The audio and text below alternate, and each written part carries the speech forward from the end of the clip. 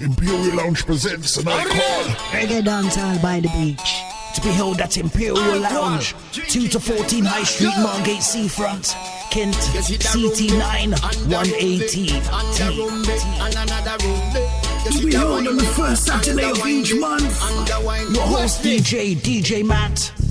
Also rotating DJs, Roddy Boone, DJ Happy, and Younger General. Doors open 8 p.m. till late. Free entry all night. Music policy, reggae, dancehall, and a touch of soul. On the first Saturday of each month. Reggae dancehall by the beach. At the Imperial Lounge Margate. Do remember, you can also get VIP and shisha booking. More info on the World Jam Global website. That's www.worldjamglobal.com. Also www.imperialloungemargate.co.uk. See you there. It's the right thing you doing. Rebellious like 1, 2, 3, swing it. Do you have an old sound tape or your favorite cassette tape that you want converted to CD or MP3 format? Do you need a demo CD, radio ad, a DJ, or even a sound system for your wedding, birthday, or special occasion? Then why not get in contact with KTR Records on 07931 152 448, or check out our website on www.ktrrecords.com. We have been in business since 2004 and also undertake community projects. So for your remixes, doublets, and all your sound editing needs, why not contact KTR Records, official sponsor of World Jam Global Radio. KTR Records, coming your way.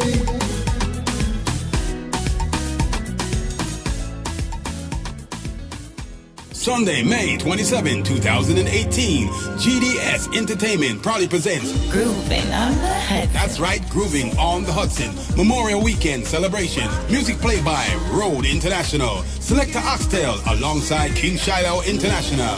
All aboard the elegant Paddle Wheel Queens, One World's Fair Marina. Boarding 6 p.m. sharp from Flushing Queens certified Shea Stadium. And Miss Marina will be selling 7 p.m. sharp. Also, For tickets, People's Choice Furniture, Bronx, New York. Doris Restaurant, Queens, New York. G's Restaurant, Queens, New York. Also, WorldJamGlobal.com. Also, complimentary dinner prize and surprises. Come party with us. Let's take it slow. Sailing on the summer breeze.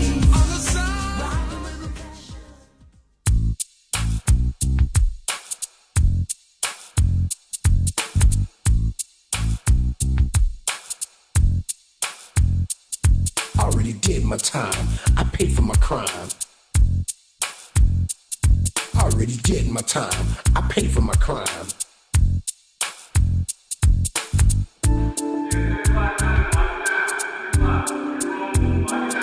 Already did my time. I paid for my crime. Already did my time. I paid for my crime. Already did my time. I paid for my crime.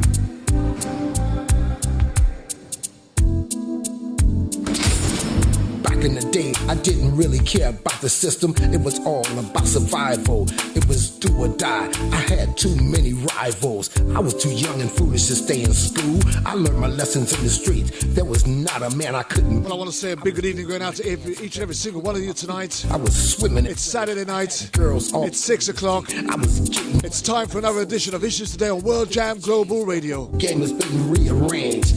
I'm a changed man. Today I've got 2 guests with me. It ain't about being no gangster. Life is too short to spend it all. A regular when it comes to wrongful convictions. And one of the first guests I ever had on this program. I paid for my Honorable Satish Sekar, author and journalist. I paid for my crime. And we have also Michael O'Brien. My time. I paid for my crime. Already did my time. I paid for my crime. Prison reform campaigner, public speaker, motivational speaker. For my crime. And a man who spent 11 years in jail for a crime he didn't commit, having been sentenced to life for murder. But I never got high on my own supply. I'm not proud of what I had to do. That's why I'm telling my story to you and you. I had to repent. I must admit, I was doing all kind of stupid shit. Now sit back and think it over. Don't forget you can join us on www.worldjamglobalradio.com. And done, my brain was so. Follow us on Facebook Live. But I was nobody's chump. And all other social media platforms. Real Terminator, much meaner than. If you've got a smartphone, you can follow us on the TuneIn app also. Like a real alligator, especially all you haters. But yes, ladies and gentlemen, we are live now. Facing life in prison.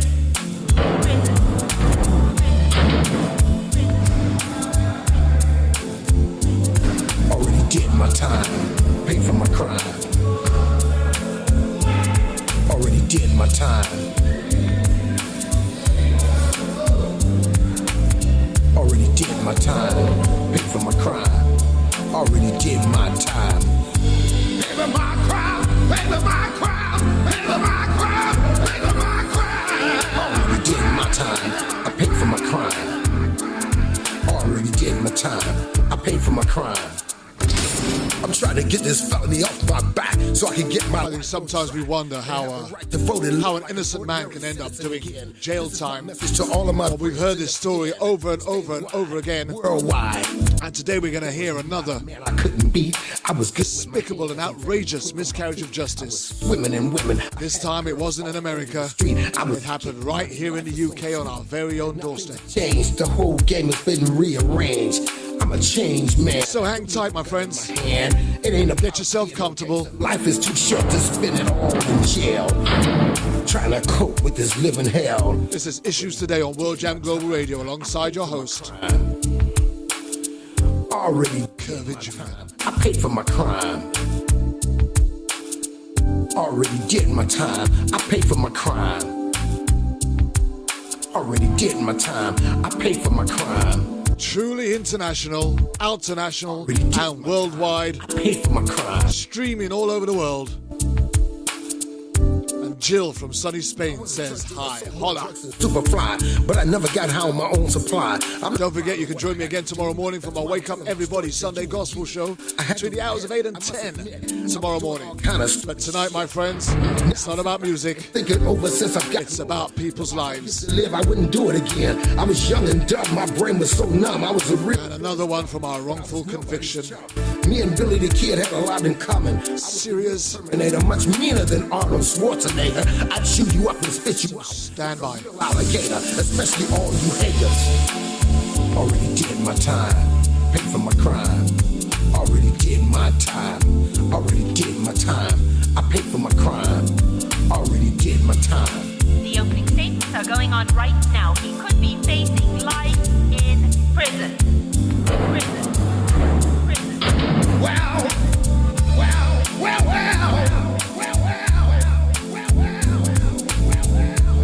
Trying to cope with this living hell. Not sure what things are like where you are, but it's been a very sunny and warm day here in the UK. Trying to cope with this living hell. And also, on the back of the latest royal wedding, Trying to cope. Prince Harry marrying Meghan Markle. This living hell. This living hell. My wife was quite keen to watch it. Sorry, I'm not that sort of sentimentalist. Our Father. Well, I am, I think, but Hallowed it be thy name. Thy kingdom come. Thy there was bigger fish to fry. earth. I had to get some sleep. Give us this day our daily bread. And forgive us our trust. It's been a tough week. Forgive those who trespass against us. And lead us not into temptation, but deliver us from evil. For thine is the kingdom, the power, the glory, forever and ever. Amen. Pay for my crime, pay for my crime, pay for my crime, pay for my crime, pay for my crime. Kimberly Griffin wants to say a big hi, hello. Drive-by killer. How you doing? It ain't about nothing. He who was out sin, let him cast the first stone. I'm trying to get this felony off my back so I can get my life on track and have the right to vote and live like an ordinary citizen again. Stand by. It's to all of my. We will be going live in about 45 seconds. And put to my two guests. Stop stabbing each other. The title of today's show is called The Paper Chase.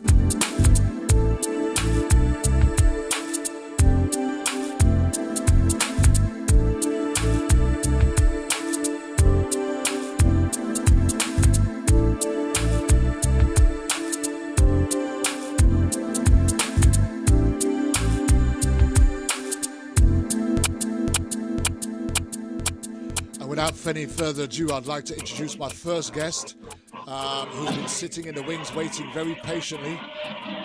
But there's a lot of noise in the background which needs to come off, please. Satish. I can't do anything about it. It's outside. Right, okay. Okay, so my first guest is Satish Sekar. Would you like to introduce yourself to the audience, please? I'm Satish. I'm here in Madrid this time, and we're coming back shortly to deal with a few more issues in relation to the Lynette White case and its effect on miscarriages of justice all over the place. But I was asked to take part in this programme and obviously wanted to do that because Michael O'Brien's case is one of the most outrageous miscarriages of justice in Welsh and British history. We're going to be talking to you for quite a bit in a while, Satish, as we get you to unravel the forensics evidence and you do the stuff that you do the best. But hang fire, sit tight. I know you're probably watching the football already, and when I last saw it, Chelsea were 1-0 up by way of a penalty. So you're probably sitting down there guffawing and enjoying yourself. But please do remember to keep those volumes down and muted so that we can have a real constructive debate here. Like I said, I have nothing on here. Well, then throw water over those people in Madrid. All right, and tell them we're on radio. We're live, streaming live right across the world. This is very important. Without any further ado, let me take you straight across to Michael O'Brien, who is, I believe, you're in Cardiff, Michael. I am indeed. Hello to everybody. Would you mind just sharing? I mean, we started off the show. I called the show "The Paper Chase." Some years ago, there was an absolutely horrific murder where somebody was killed. So a life was lost. But the double tragedy was innocent people were sent to prison for a crime they didn't commit. And you, in particular, I believe, spent 11 years of your life on a life sentence for a murder that you didn't commit. But before we talk about that fateful day of how your life was turned upside down, just so that we can get an understanding of how you lived, where you lived, and what your life was like. Tell us what life was like for you growing up, Michael. Well, I lived on a council estate, one of the biggest in Europe, in a place called Ely in Cardiff. And, we were all in the same boat. We didn't have much money. My father was an alcoholic. We had a difficult upbringing, because of that. But, I wasn't really into getting into trouble with the police or anything, like some of my friends were. And I was one of the lucky ones I thought I was one of the lucky ones who had escaped, the police's attention. But on one occasion, I went out to try and steal a car with a number of friends of mine, trying to fit in and be one of the boys, as they say.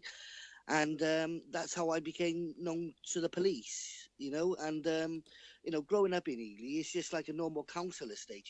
They're dotted all around the country, and it's the same for all of us. We were all poor, come from a poor background, not much money, difficulty in schools, we didn't have the best of schooling, but we wasn't bad kids. Yeah, I mean, I kind of know the Ely area very well. I lived up in Cardiff for about 20 years, down at the docks in particular. But once had a girlfriend up there in Ely, so I spent a little bit of time up there, and I do kind of know the area and its environment. So, what was your family life like, Michael? Well, I got married very young. I was married at 18. I had a child called Kyle, and I had one on the way just before this all happened. And my life started coming together at that particular time. I kept away from crime. And, didn't tried my best to keep out of trouble, but it wasn't always easy, coming from a poor background. It was difficult not to fit in with the boys. And as I said, the one night I went out and got my fingers burnt, we went to steal a car on a night in question, and my whole life came tumbling down. And this is when the miscarriage of justice was laid upon me. Just before you got married, what was life like at home for you with, your mother, father? How was growing up? It was difficult, you know, because my mother was subjected to domestic violence and things like that, which we witnessed. And I always said to myself that when I grow up, I would never treat a woman like that, you know, because of the things I saw. And I wanted to be a better person than my stepfather was. And I didn't want to make the same mistakes as what he made. So, you know, I did try to do the right thing. You know, I got married when I found out my girlfriend was pregnant. I stood by her, brought her back kids. I went to work, and I tried to earn an honest living. And it was very difficult because I didn't have many skills for the workplace. I mean, I had to take whatever jobs I could get my hold of, and I ended up working in a supermarket. I mean, knowing Cardiff as I did, both in the area where I did live, Docks and Ely. I mean, the streets were really a big playground for the kids and a very safe playground for the kids most of the time, right? Yes, I think it's different from today. I think you couldn't, in today, it's very difficult to leave your kids out on the street. But when we were younger, you could leave your back doors open. That's correct. And things like that, and invite your neighbours in for a cup of tea, and it was a close knit community. Because everybody was in the same boat. Yeah, and everybody knew everybody, didn't they? I mean, so it was everybody knew everybody. That's correct. You know what I mean? Everybody knew. So the bad people who stood out, or as the police would call the bad people, the ones who got into trouble. It's not for me to judge people because of my background. But I mean, the way the police looked at it, that the ones who were known to the police were known to the police, and the ones who wasn't like, sort of thing. And I wasn't known to the police, but my friends were.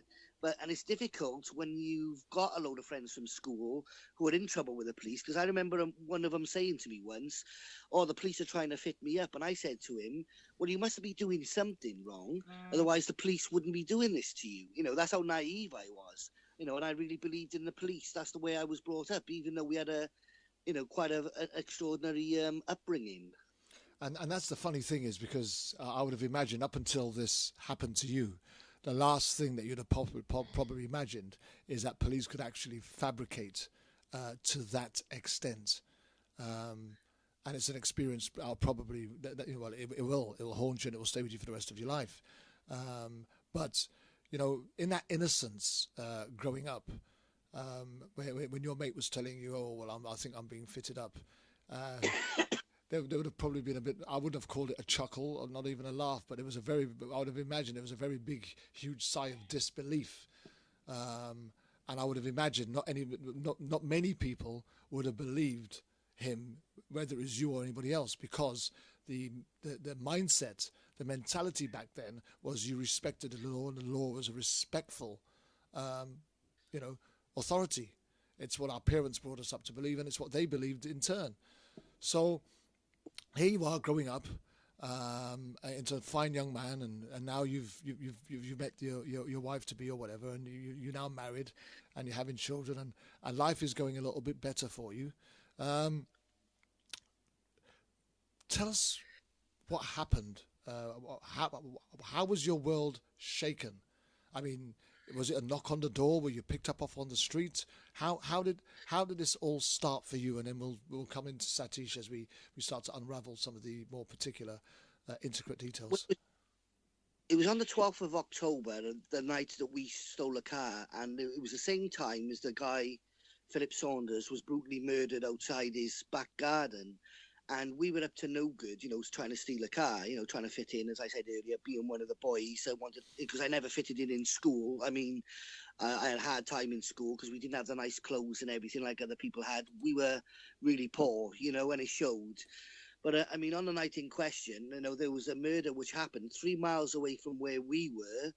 And, it took them about a month later when the police come to arrest us. And when they come knocking at the door, they actually smashed the door down in my sister-in-law's house in Grangetown in Cardiff and said, "Are you Michael O'Brien? Are you Ellis Sherwood? Are you Darren Hall?" We all said yes, our respective names. "We're arresting you for the murder of Philip Saunders." Well, I mean, my jaw just dropped and nearly hit the floor. And I can remember saying, who the F was Philip Saunders? And that was the exact words I used, because I didn't know who this guy was. I didn't have a clue what was going on. And I was only 19 at the time, and I was scared. I mean, there was police all around the house. They took me in handcuffs, and it was very heavy-handed what they did, taking us to the police station, and it was frightening. At that point, were you aware of what the severity of the charge was, or what it was that they were trying to accuse you of? Well, I don't think it really hit home until they started questioning me in the police station, and when they started saying, well, you must have changed your clothes, you must have had blood on your clothes. They was trying to play one off against each other, saying that Ellis had confessed to the crime, so did Darren, so why don't you tell the truth? And I knew they wouldn't have confessed to the crime because I know none of us had did it. The only thing we were guilty of, or I was guilty of, was joyriding and allowing myself to be carried in a stolen vehicle. I mean, so for the first 4 or 5 pages of my statement, I did lie to the police, and I lied because I didn't want to get done for what we had done, which was to steal the car. And then I come clean, and I realised how serious it was, and I felt like, no, I'm not going to lie from now on. I'm going to tell him exactly what the score was. So I told them about the car, but they weren't interested. All they kept on going on is, you were the lookout. Ellis Sherwood was the one who murdered Philip Saunders. Darren Orr was the lookout. And then they swapped it around and said, well, the two of you went in there and done it. And I'm like, no, we didn't. And I never felt so frightened in all my life. They were banging the table. They were screaming and shouting at me. I've never, ever seen police act in a manner like this before. And I was terrified, absolutely terrified. At any point during your questioning, Michael, was you ever did you ever get to a point where you felt like, if you just admitted to this, it would probably go away or get better? No, I just didn't know what to think. I mean, I couldn't think straight. I mean, they kept us in overnight and took us to another police station, and I can remember crying my eyes out, and there was another person in the cell by the side of me, and I was telling him I didn't do it, and that's all I could say, and they held us overnight. They took us back then the next day for the questioning on the 2nd of November, and they questioned us again all day. They handcuffed me to hot radiators. They denied me access to food and water. And they denied me access to my lawyers, and I felt so isolated. I just didn't know what to think or do. I just couldn't believe this was happening. How long did the questioning go on before they eventually decided to charge you? Well, what they did, they kept us for 36 hours, which is nearly enough 3 days. You know what I mean? 36 hours of questioning we all had, plus the time we were in the police station, and they released us on bail pending further inquiries. And they said to us, they give us a date to come back to in December, but it didn't get to December. 1 week later, they come crashing down at my mother's house, smashed the door down again, and then said to my mother, we're charging him with murder. So they arrested us for the second time on November the 10th. Wow. And I can remember that day clearly. And my mother said to him, well, what are you doing them for? They haven't done anything. So we're charging them with murder. So they already made up their mind, even before we got arrested the second time, that they were going to charge us with the murder of Philip Saunders. They had it in their mind that we were the guilty ones, and that was that. They made their mind up even before we were questioned for the second time, and before we even seen any lawyers or anything. Okay, well, we're gonna come back to you very shortly, Michael, and try and get an understanding of the rest of your experience and the in-depth experience that you had while you was incarcerated. But Satish, yes. So we're hearing that the police have gone and arrested. They're now talking about murder. Can you tell us in as much detail as you possibly can the circumstances that led to Jeffrey Saunders' death, how he was killed, and Philip Saunders. Philip Saunders, sorry. I don't know where I got Jeffrey from, but there you go. Well, as old age, dementia, call it what you like. I am getting old. I was 57 just the other week. So I've got excuses. But Philip Saunders, can we get an understanding of how he was killed, and what did the evidence suggest?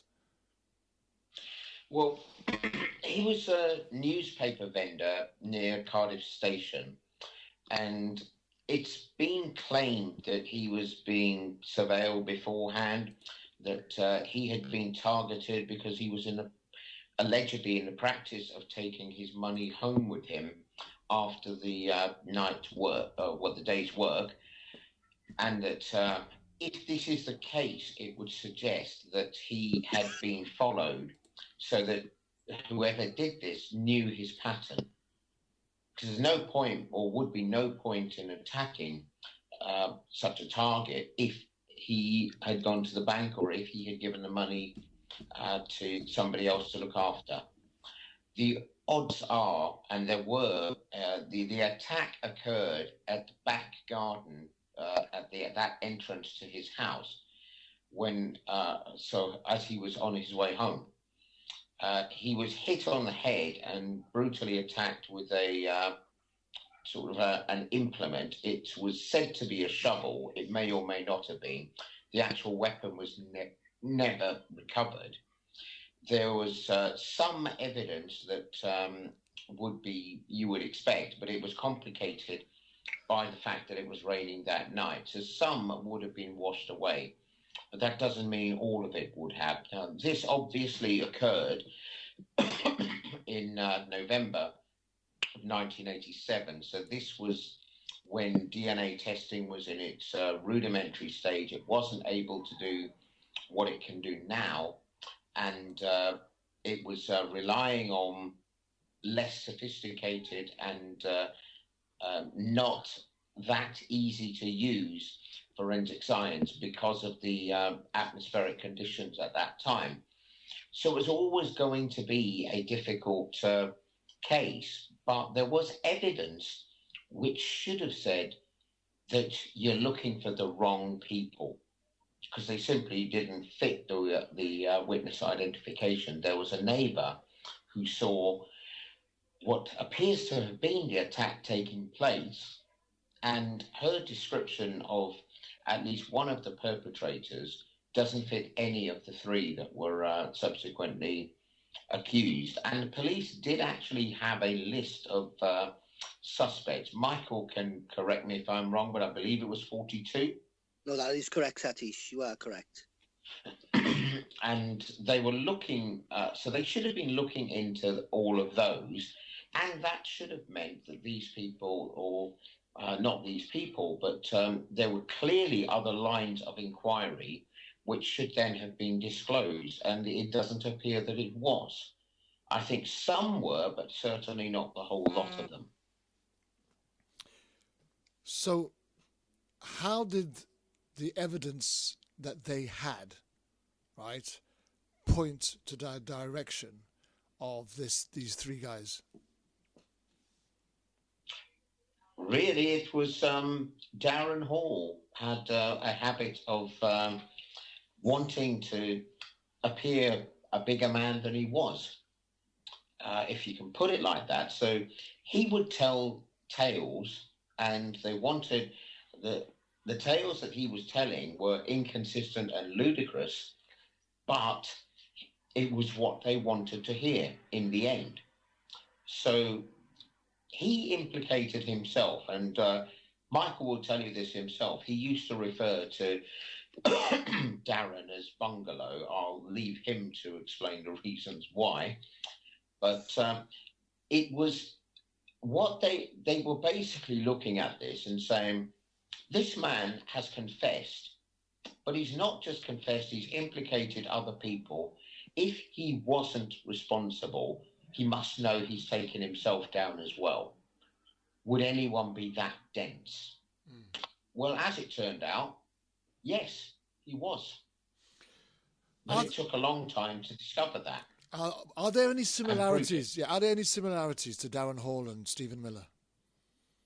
Absolutely. Yes, but there are also differences. Stephen Miller was highly suggestible and with a low IQ, whereas Darren was more compliant. Just a bit more of a Walter Mitty. Yes. Compliancy is if you can convince somebody to say something is in their interest, they will say it, even if it isn't what was the case. And that was the situation with Darren Hall. Okay, so let me convinced him- let me just fire that back again, because the point where I really want to get to. So here's Darren Hall implicating himself and others, but what in the evidence at the time of Philip Saunders' murder led the police to believe that these three individuals could possibly be involved in his death? What pointed them in that direction? Well, it was, I believe it was they were out robbing cars or trying to steal cars that night. And in the course of that, Michael can correct me if I'm wrong, but wasn't Darren Hall pulled in over that? And he starts talking about it. It doesn't happen immediately. It happens over a month, if I recall. You're spot on, Satish. Carry on. You're spot on. And that as they start questioning him over minor other matters, he tries to buy his way out of this by saying, well, I know about this one. Right. And he digs a bigger and bigger hole for himself. But he also wants to be seen as a bigger man than he was, i.e. a bigger villain than he was. He thought that it would add to his street cred, if you want to put it like that, by owning up to this. And the end result was he took everybody down. And I mean, the bizarre thing with this is that, you know, with Stephen Miller, you bullied him. They were forced him to say what wasn't true.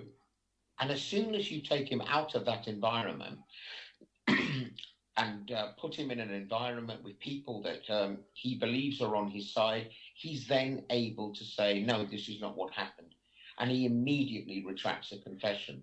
With Darren Hall, it takes 9.5 years. Wow. That's a very powerful opening. Now, there's just one more question I want from you, Satish, before I just shift over to Michael. Up until the point they've pulled in Darren Hall for the alleged minor offences, which then leads them on to this big, huge thing. Where was there evidence? Is there any paper trail as to where the evidence they already had was leading them prior to Darren Hall? Yes, they had a well, let's call them prime suspect, and they had others, but they weren't able to make it stick on that one. And so would I be correct in saying that at the time they had their prime suspect, they had a line of inquiry, they had a clear path and direction in which they were going in, but Darren Hall coming up and saying, hey, you know what, I know about this and I did it and I can tell you who else was involved, automatically made them switch their line of inquiry and focus on pinning this on these guys? It played a major part in it, because from the police's point of view, and you can understand it up to a point, if you've got somebody saying, I did this, not only did I do this, these other two people did this with me, and he absolutely stubbornly refuses to retract from it, a lot of people would believe it. It's almost unbelievable that somebody would do that to themselves. And, you know, to other people, you can just about understand it because it's not them, and it's not their family, it's not their friends. Here's the big $1 million question then, as far as that's concerned. In giving his statement and confessing to committing the crime and being involved in it, how accurate was his version of events in comparison to what the evidence suggested took place? It wasn't. But I mean, the problem with all of this was that the gathering of the evidence was also hampered by the weather conditions that night. Where you get the issue of the comparison is that there were other lines of inquiry which were then completely shelved. For example, there was some bloodstained clothing. Now, they were actually very interested in this at first. But then when this comes, they seem to lose interest in this line of bloodstained clothing completely, and it disappears. There's a bottle of whiskey, which was apparently, at least could have been, sort of have the DNA of the perpetrator on it. Nobody knows what's happened to these samples, because when you look at this at the time, it looks important. Then when you go down a different route, it's not so important. And the storing of it should be seen as very, very important, because you never know what's going to come back later. For example, like in the Lynette White case and in several other cases, if you didn't store the original samples and store them properly and adequately, you wouldn't have been able to allow the crime scene to tell its story. The sad thing in this particular case is it didn't have the level of, how can I put it, the way that they treated the crime scene in the other cases enabled you to take a second look, and an efficient and effective second look. That hampered to begin with in this particular case, but it also raises the questions of even the bits that they had, what's happened to them. Okay, so Michael, here we are. Darren Hall has walked into a police station, and not only has he implicated himself on a very horrendous and horrific murder, he's also, as part of his confession, implied and alleged that you and your co-accused took part in it. And I would have imagined while you were in the interview room being asked these questions, having been told that Darren Hall had confessed, I would have imagined that you was shouting out your innocence as loudly as you possibly could, right? Yes, I was.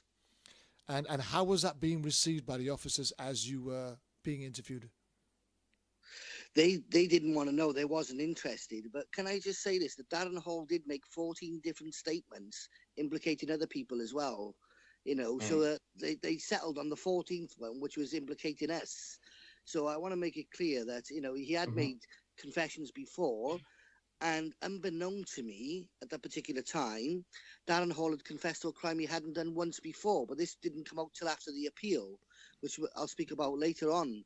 And the other evidence against us, that a police officer alleges he overheard a cell conversation between me and Ellis Sherwood, which was highly incriminating, and it basically said that we committed the crime, and we admitted it.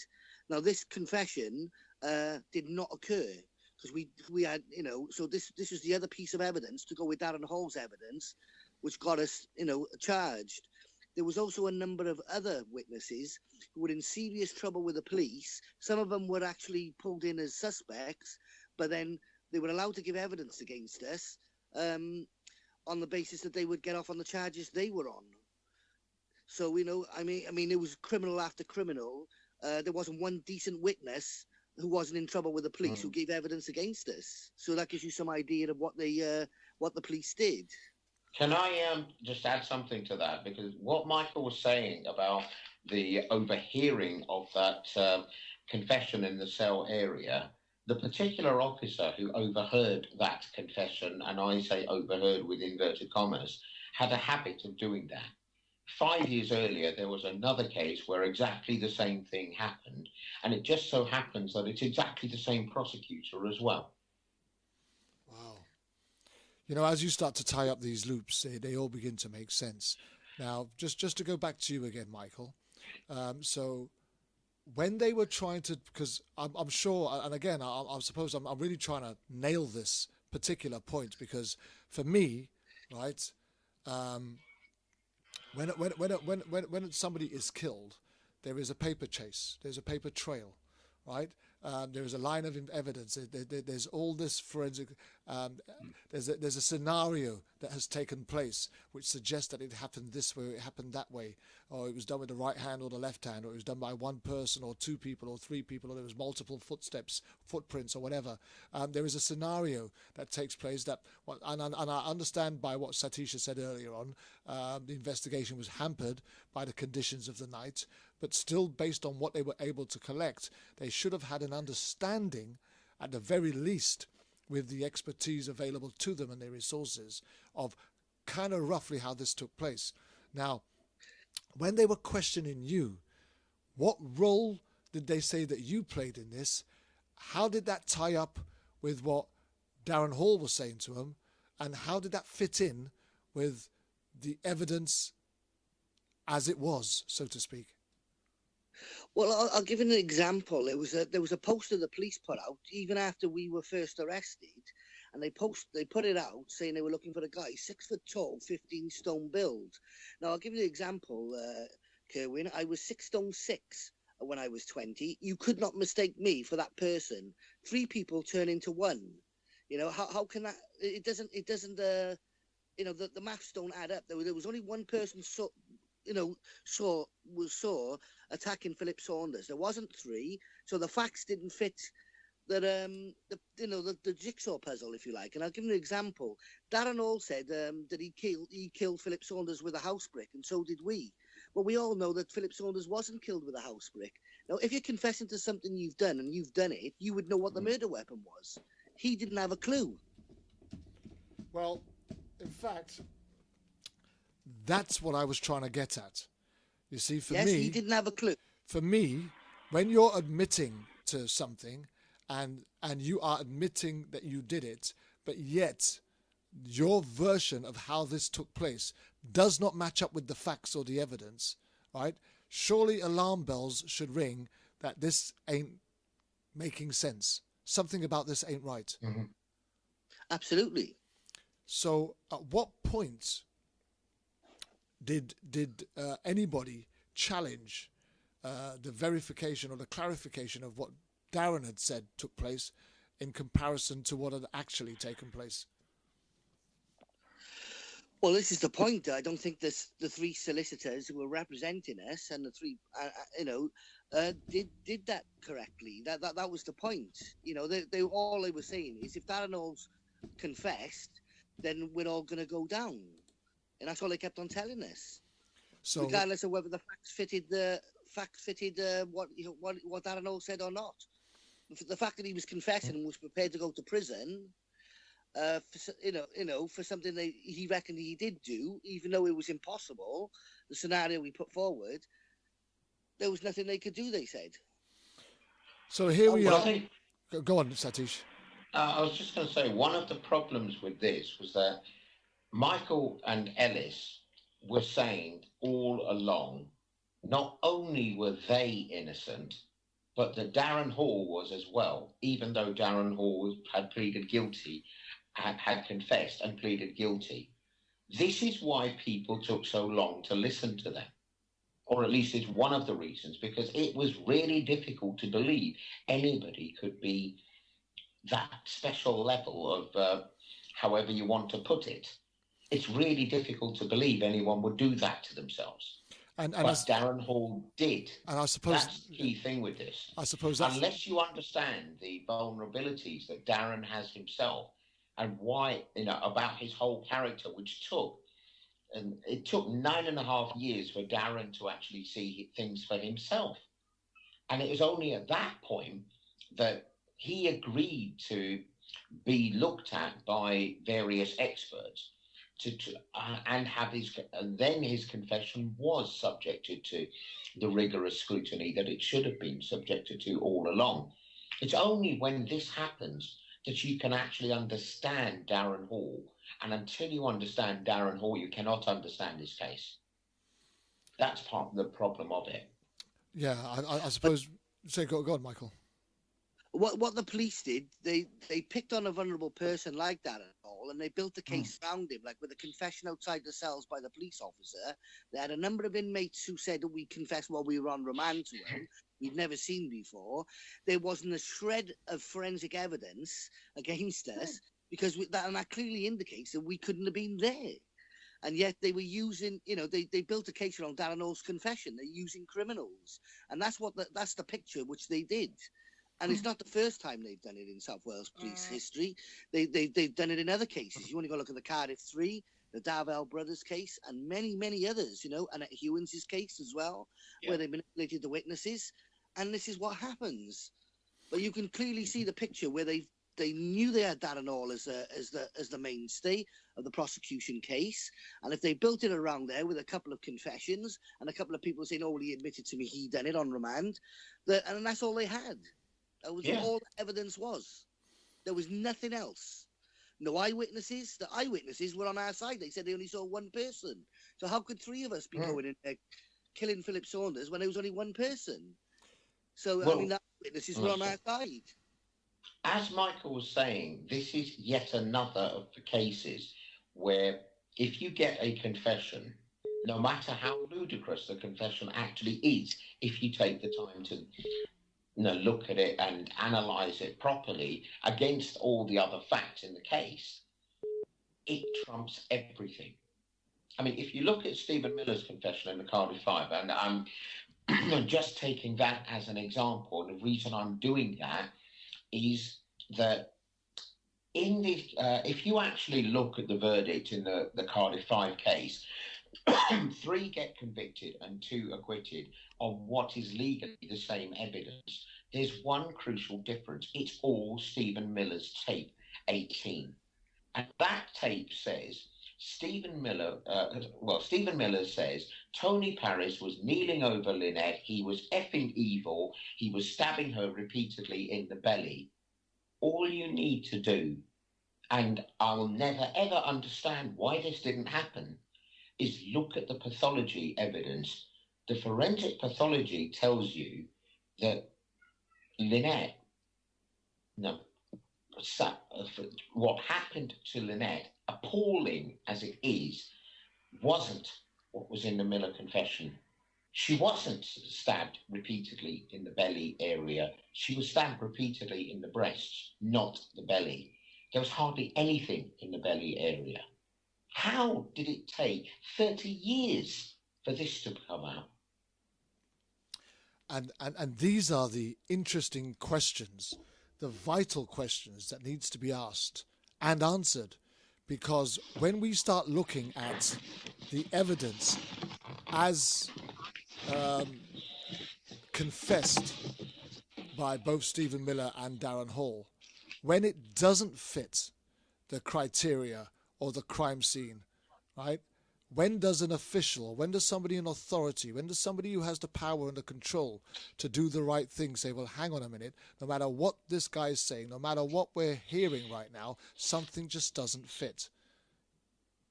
Well, I'd say it's not even something just doesn't fit. It is, this confession is spectacularly ludicrous, and it cannot be the basis of a safe and satisfactory conviction. It cannot be the basis of proving somebody's guilt beyond reasonable doubt. It basically says this person doesn't know what happened. Can I interject there, if I may? Right, when I was mentioning earlier on that Darren Hall had confessed to a crime he didn't do before, the magistrate's court said to Darren Hall, "You're a Walter Mitty character," and told him to, grow up, because what he did, he confessed to a number of car thefts. But at the time he was supposed to have been doing these cars, he was actually in with his solicitor. He had a solicitor's appointment at that time. So his solicitor come forward and said Darren Hall couldn't have done those crimes because he was with me. Now, the police knew this before this confession. So, they knew that Darren Hall had a history of confessing to things he hadn't done. So that makes it even worse. That makes the prosecution more malicious. Yeah, and I would say that if there isn't a duty on the prosecution to have disclosed that to his co-accused, there absolutely should have been. They never disclosed it, I can assure you. Yeah, well, there should be.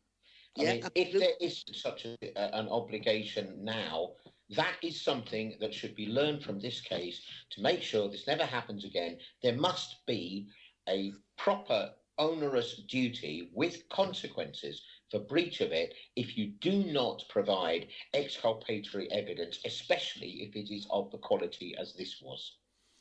And that's why, in respect, I mean, a lot of focus, because at the time, we had this conversation the other day, and I'm going to probably say the proper time to introduce it now. The Cardiff 3 was the high-profile case at the time, and I suppose just a little bit was overshadowing any look-in on this particular case.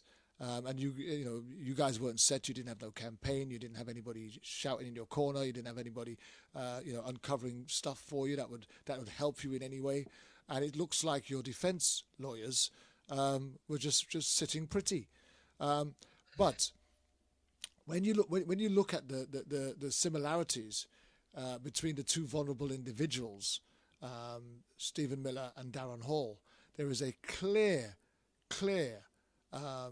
understanding that the police have utilized the vulnerability of these individuals, right, to get access to a conviction or a charge that probably wouldn't have got going by any other means, right? Absolutely. They've done it in the Darvell brothers case, the Swansea sex shop murder case as well. Very similar. The three cases which got all the same hallmarks is the Cardiff Three, our case, and the Darvell brothers. And I'll add one to that, the Merthyr Tydfil one, in which there were actually two people who were very vulnerable, both of whom were alibi witnesses with Donna Clark, and were leaned on until they were no longer alibi witnesses for her. I totally agree with that. And then here's the thing, right? In utilizing or using the vehicle of the vulnerable person, it can be said that there was a deliberate attempt to misrepresent justice. Well, I think it's what I think miscarriage of justice doesn't do us any favors, because that sounds like it's a mistake.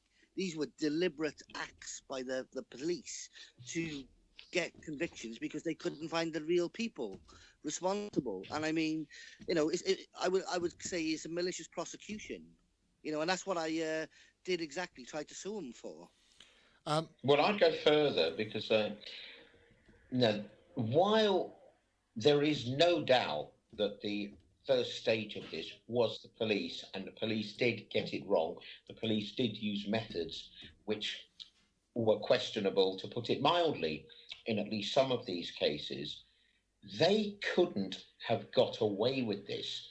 They could not have done this and had any point of doing this if there wasn't a culture throughout the criminal justice system that patted them on the back, promoted them, gave them higher wages, and looked on them as crime-fighting heroes for solving these cases. We cannot keep letting the rest of the criminal justice system off the hook for this.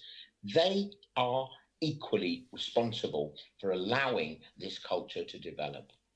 Yes, the solicitors, the barristers, I mean, even go down to the magistrates' court, they seem to believe everything what the police say, and then they put you on remand, and you haven't got, we didn't stand a chance, And I mean, when I was on remand as well, I want people to know the pain that we went through. Not only were we charged with something we never done, I lost my daughter, who was 4 months old, of a cot death when I was in prison. I had to deal with that. I was 19 years of age.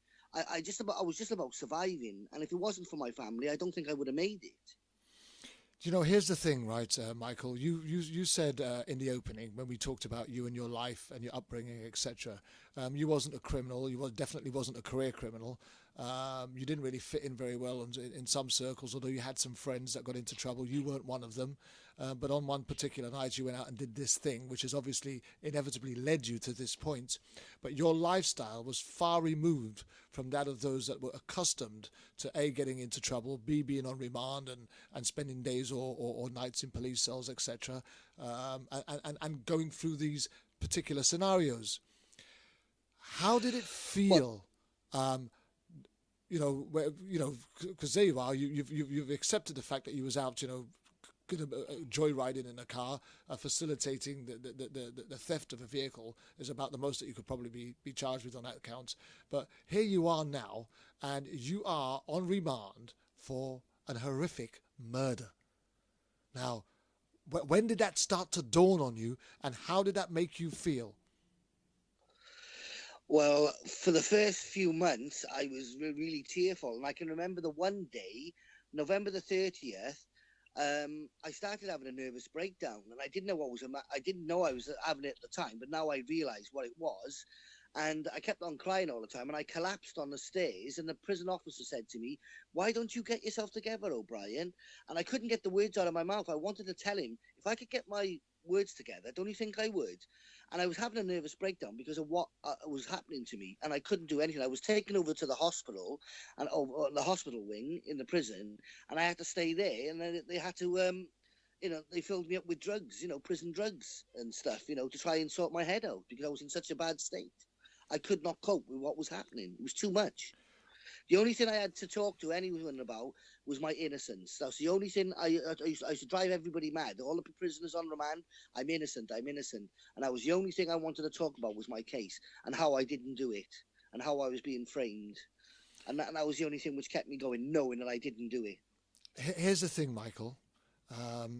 While you was on remand and while you was waiting for your trial and while you was pestering everybody, so to speak, with your innocence, because everybody in jail says they're innocent. How believed were you by those that you were incarcerated with, on remand with? Well, I can remember when we got found guilty. I want to tell you about this because this is a true story. When I was found guilty, one inmate came up to me and said, "I thought you said you were innocent," and I said, "I am."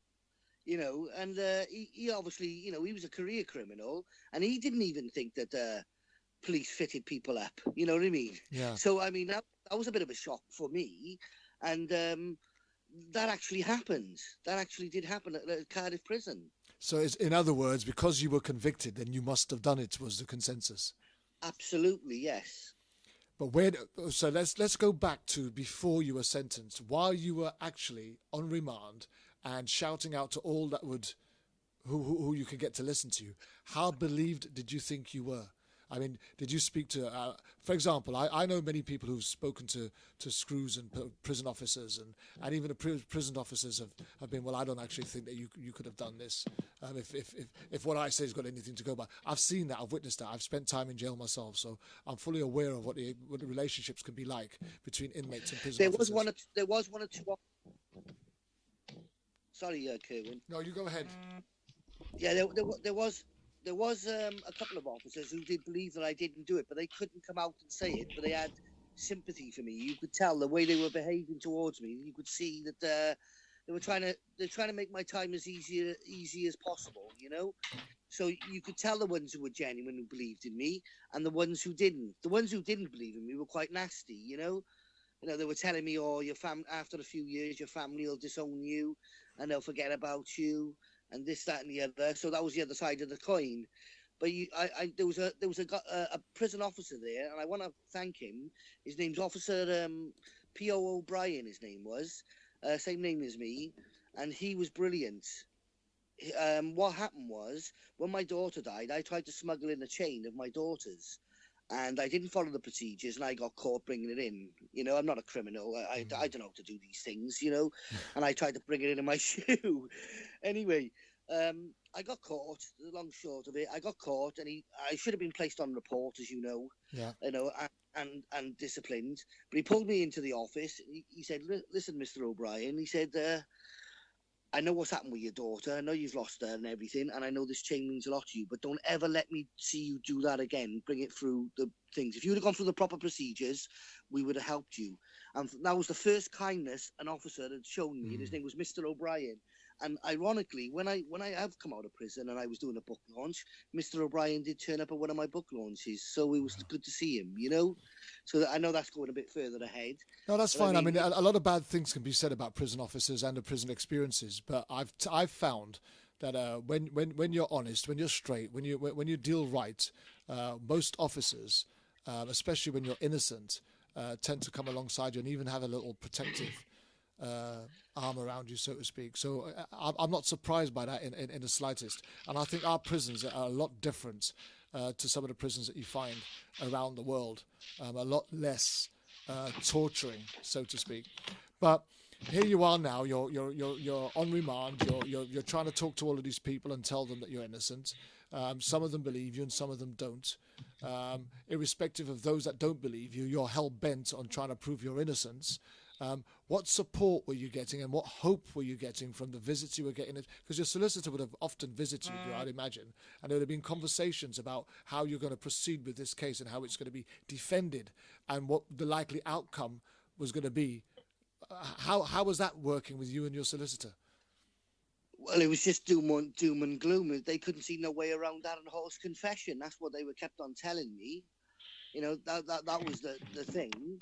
It was saying, like, you know, if Darren Hall goes into the witness box and says he done it and he was with you, then we're all going down. Satish, one second, Michael. Satish, you're wrapping up the paper and stuff, is making some very loud noises this end. Sorry. Okay. Sorry, carry on, Michael. I've lost my train of thought now for a minute. Sorry. I was, you know, the way some of them were treating me in prison as well. Like, you know, I'm going to put it like Officer O'Brien was good, but when my solicitor was coming in and saying to me like that, I don't think there's any hope. I think you're going to get found guilty. I mean, I just knew my life was on the balance, but in the back of my mind, I thought they don't convict innocent people. They only convict guilty. They can't convict innocent people. So I always had that little light at the back of my head saying, no, they don't convict guilty, innocent people at all, only the guilty. So I still had that fire there, and it kept me going until the trial. And then when I seen what the trial was like and then what they put me through, I knew we were doomed. I knew we were going to end up with a life sentence. I didn't know because you were being tried by judge and jury, right? Did you have any hope that the jury would see through all of this? I was hoping so, but I just knew, because if Darren Hall was going to go in a witness box and say that we did it, then you've got a police officer of 30 years experience saying he overheard a confession outside the cells that me and Ellis confessed, you know, while we were in it, and he wrote the confession down, and the confession went something like this: you're talking about life. And I was supposed to have replied, being on remand means nothing. Ellis was supposed to reply, shut up, you're talking about life, you know? And that was the thing of the conversation, you know? I'm scared I might have to tell him what happened. Well, that conversation did not happen.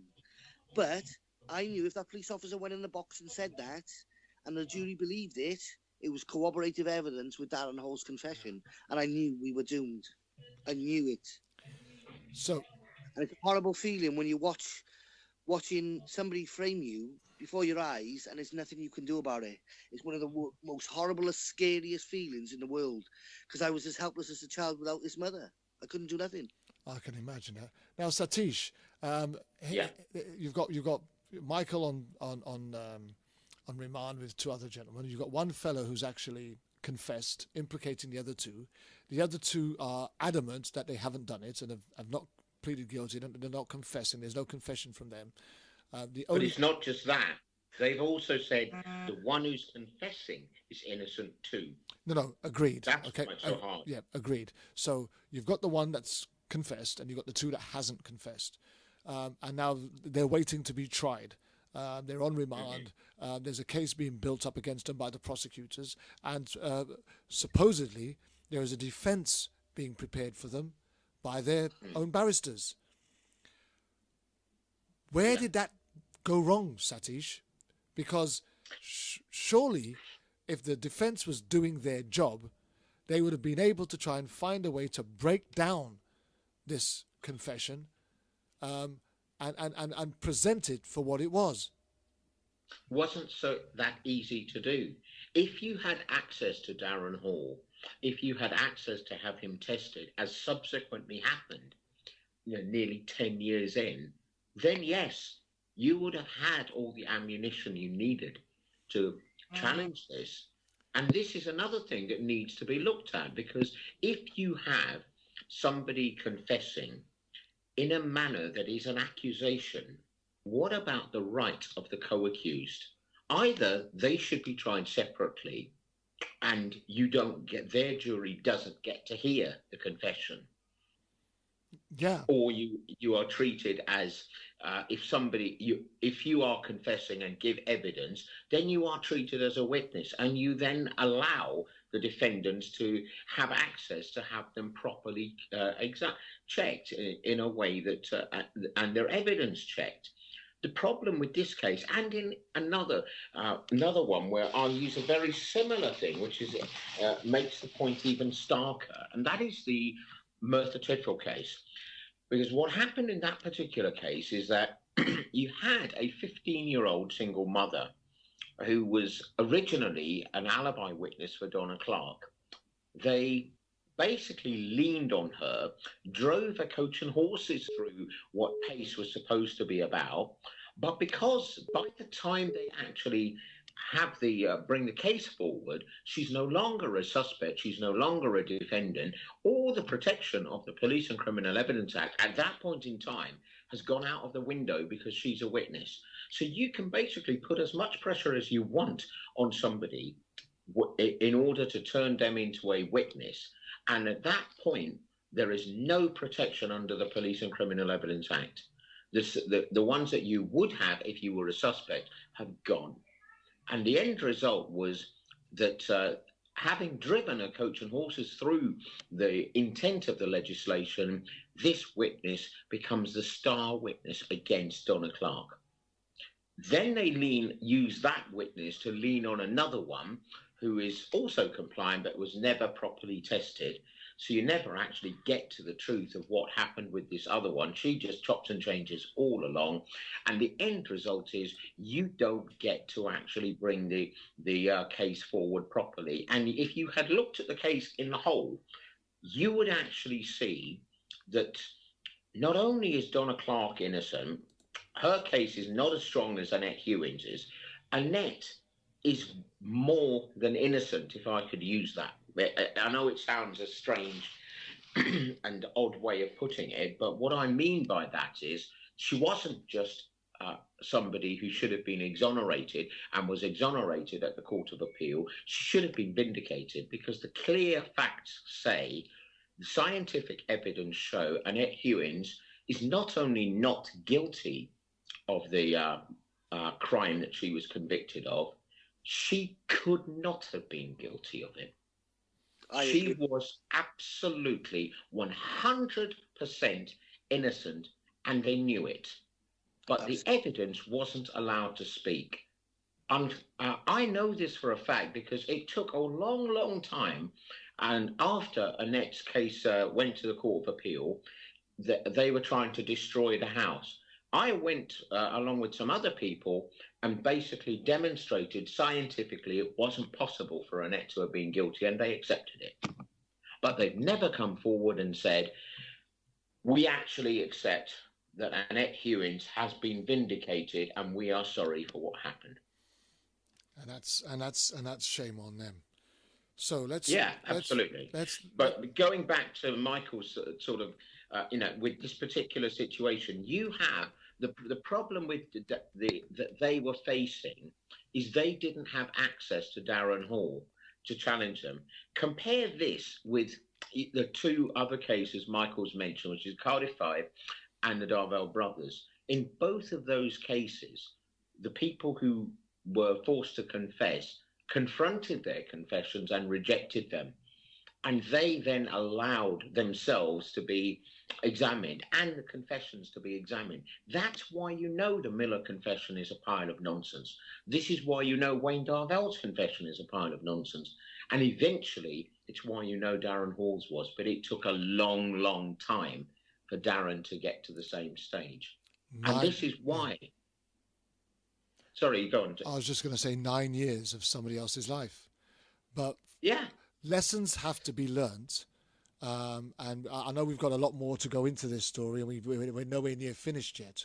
But lessons have to be learnt because at this point, and again, I'm trying to deal with it at this area because that's where we are. We're still at the remand point. I don't really want to step into the convicted point yet, but we're still on remand, and the defence is meant to be building a case to support these guys who have not confessed to killing, irrespective of whatever Darren Hall have said. Now, surely the defence had Michael's and his co-accused defence. Surely he had a responsibility to delve into Darren's statement, the evidence, and the fact that, as Michael quite rightly pointed out, that Darren had confessed to killing with a brick housebreak, which was absolutely impossible. Surely these little areas should have been where the defence would have been starting to prepare that defence for them, and looking to question how on earth that this confession can stand when it's based on such falsities. Yeah. There's no argument to that. Absolutely correct. So, at what point did your barristers, did your solicitors, Michael, ever discuss with you the discrepancies on Darren's statement and confession? Well, I was the one who brought it up to them. They wasn't the one who brought it up to me, and I was trying to argue the point that, this guy doesn't know what he's talking about. He's done 14 different confessions, said different things about different people. He implicated other innocent people. Lucky they had an alibi, otherwise they would have been in serious trouble. They could have been brought in with me, Ellis, as well. And, I mean, to me, it was quite clear that this guy was... I called him a bungalow because he had nothing upstairs. He had nothing downstairs either, by the looks of it. You know what I mean? And that's my way I described it. I said it a bit more forceful than that, mind. You know what I mean? But not for radio. Yeah. You can imagine. Yeah. But it was obvious to me from day one that this man, there was something wrong with him. I tried to explain to the jury that this man is. There's something wrong with him, but I was only 19. How do I explain a guy like Darren Hall to the jury when I'm not an expert in that particular field? Yeah. And I was supposed to be an expert in that particular field because that was the only way I was going to, and if I didn't explain it properly, which obviously I didn't, that's why he was found guilty. We were found guilty. I didn't do the job properly. But it was my lawyer's job to do it. Absolutely. And that's the whole point. And the fact of the matter was, it wasn't your job to try and find you innocent. It was your barristers and solicitors' jobs to find you innocent based on the information they had. Did you ever feel that your barristers or your solicitors, those that represented you, did you ever feel that they believed you? Did you think did it? Yes, I think my solicitor did believe me. I had a worrying conversation about him because when I was on remand, there was another gentleman who come in, and there was a confession outside the cells in his case, and it happened to be the same police station, Canton Police Station, not the same officer, but the same verbal admissions, to the crime. And when we got talking together, we had the same solicitor as well. And when I pointed this out to my solicitor, saying this copper must have a history of making up these confessions outside the cells, he said, you can't say that. He said, you can't say that, But I did in the witness box. And when the judge pulled me up on it and said, were you there, Mr. O'Brien? I said, no, I wasn't. On the other person. When he said, well, you can't say it. And he said, who told you about the other cases? I said, my lawyer did. And he put his head down. He wouldn't even look at me. So there was definitely gaping holes that could have been picked apart. Absolutely could have been torn apart straight away. They could have prevented this miscarriage of justice. And what I did find out also is they knew that this officer had a habit of making confessions outside the cells, because as Satish pointed out, a few years earlier, another man went on trial for murder, and again, Stuart Lewis come up with his pen and paper, reckons he heard a cell confession, and the jury called him a liar. The jury actually called him a liar in the case, and they acquitted the gentleman of the crime. Had we known about that case and another 3 others where he'd made up confessions outside the cells with, so it wasn't just one, there was 3 others, the Welsh conspiracy case, for instance, in 1984.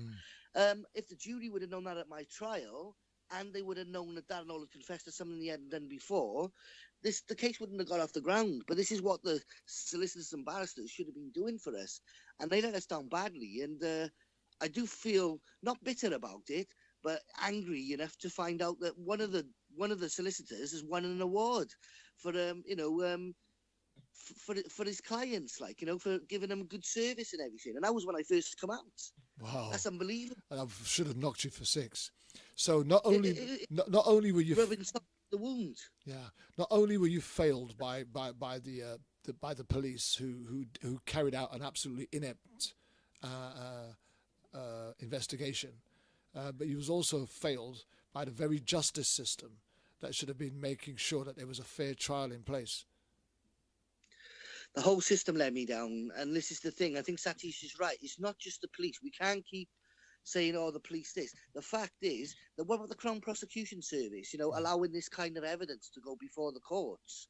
I mean, you got to look at the CPS. You got to look at the defence lawyers. You got to look at the judge. You got to look at the magistrates' court. You know, right from the bottom all the way up to the top. You got to look at, and that's why we need some sort of inquiry into all these cases in Wales which have happened, and there's been too many of them, and not one person has been brought to book for these particular cases. Now we're going to be getting into that very shortly, because I do believe that that's probably where we're going to round it up. But I just want to, I want to go now. We want to move on just a little bit, and so you've done the remand part, and now you're going up for sentencing, or you're going up, and it's the end of the trial. You're on trial. A, how did the trial go for you? And B, how did the conviction hit you once the plea came back that they had found you guilty, once the verdict came back, that you were found guilty? How did that leave you then? I was absolutely stunned when the verdict came in. It was on the 20th of July, 1988. And I will never forget that day, because I remember turning to my father when they brought in the verdict of guilty. I said, as long as you did know that I didn't do it, that's all what matters. And that's what I said to my father, my stepfather. And I had tears streaming down my eyes. And I can remember grabbing a hold of the dock bars, because I nearly collapsed. I was in such a terrible state. I just felt my life was over, and it was, in a sense, it was over. My wife walked out on me just before the trial as well. That was another thing which happened to me, because she couldn't cope with what had happened. We'd lost our daughter.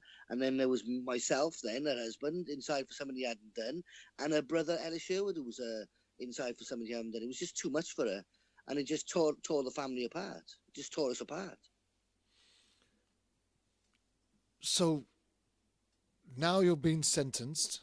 And was you always aware that this was going to carry a life sentence? Yes.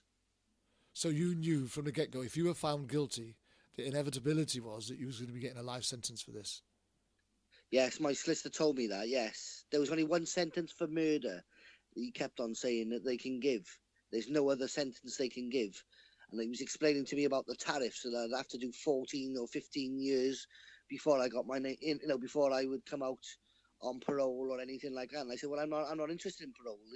This is about my innocence. I either come out an innocent man or I don't come out at all. And that was my attitude, because I wanted to come out an innocent man, because I knew I didn't do it, and nothing else mattered. But what I didn't know at the time was, if you protest your innocence, they're very unlikely to let you out.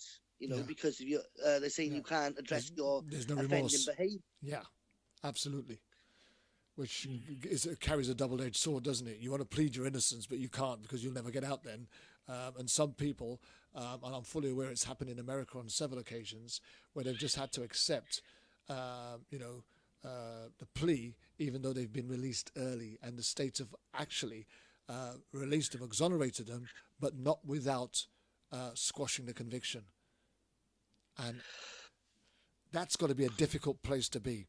So here you are. Let me just ask Satish, at what point did you get on board Michael's case?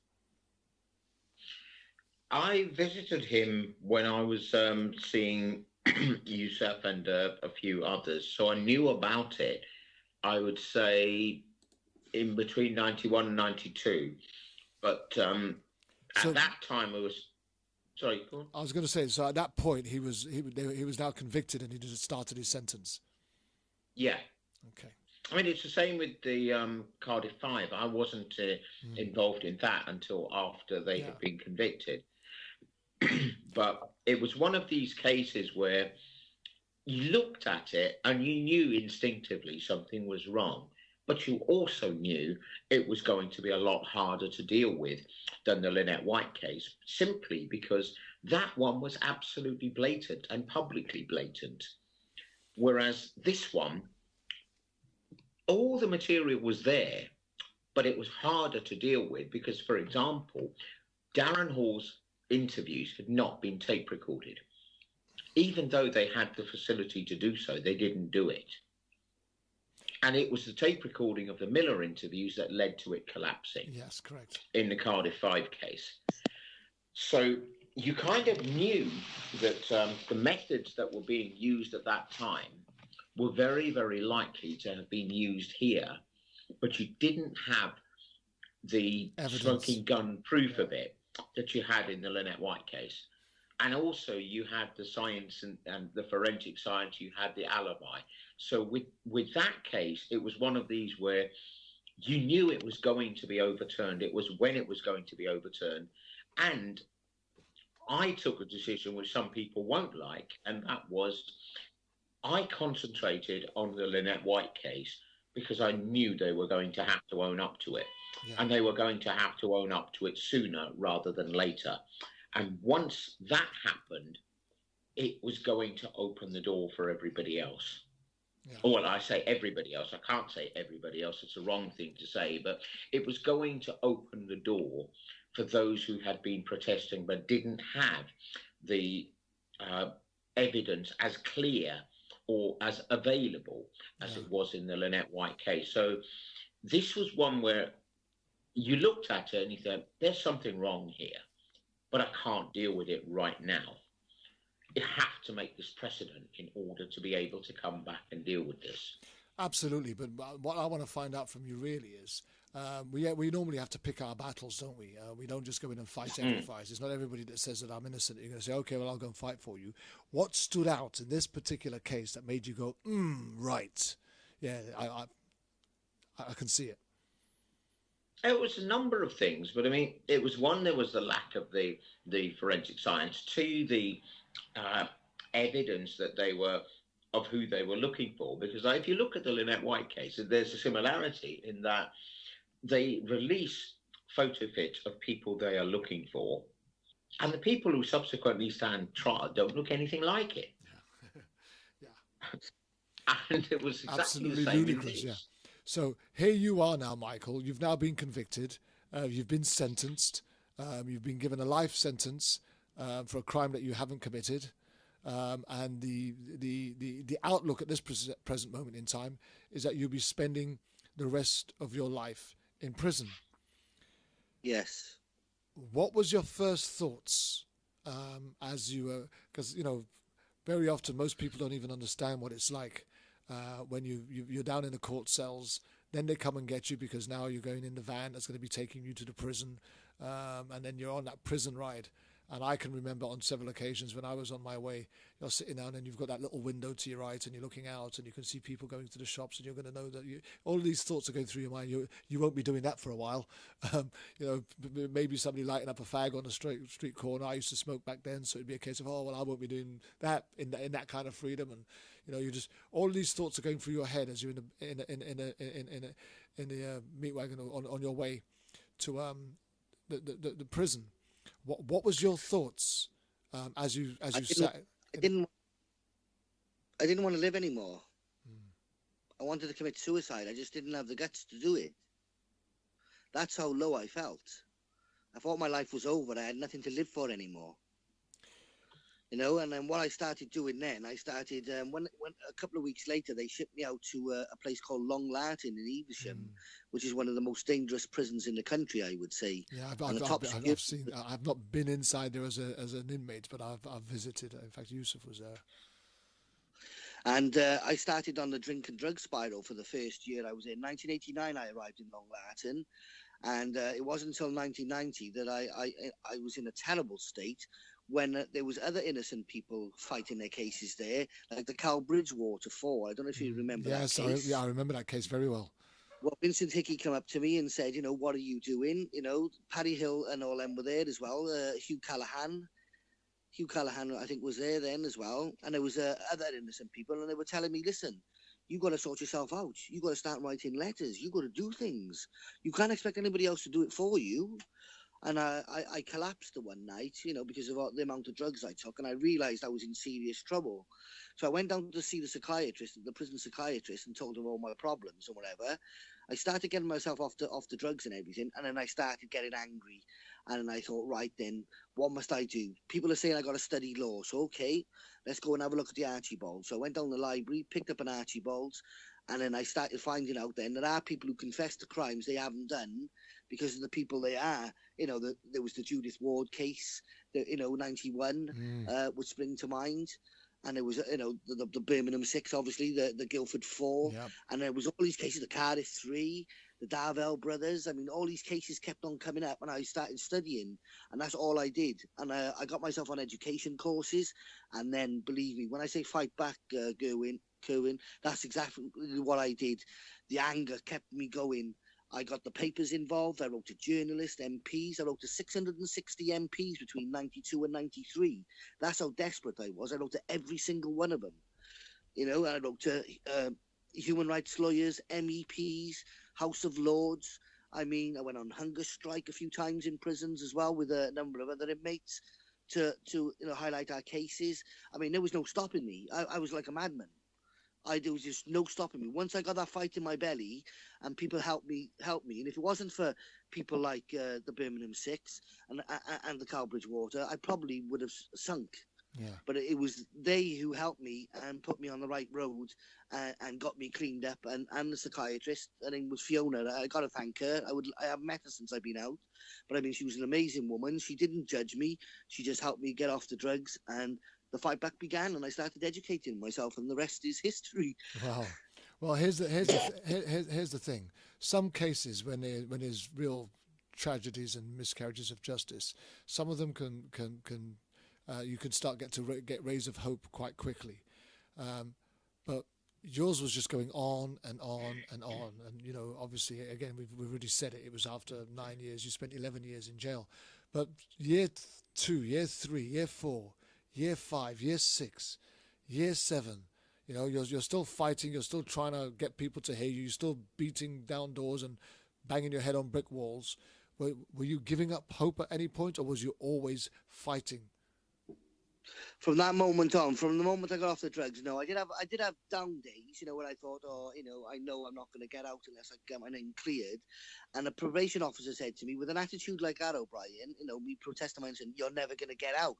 And so she reaffirmed what I knew, that if I didn't get my name cleared, I probably wasn't going to see the streets again. So it just made me fight even harder, And as I said, I educated myself. I'd done English, maths, you name it, city and guilds. I come out with a clutch of exams, which I never had before I went in. I had no qualifications whatsoever, but I knew I had to educate myself inside to get myself out, and that's exactly what I did.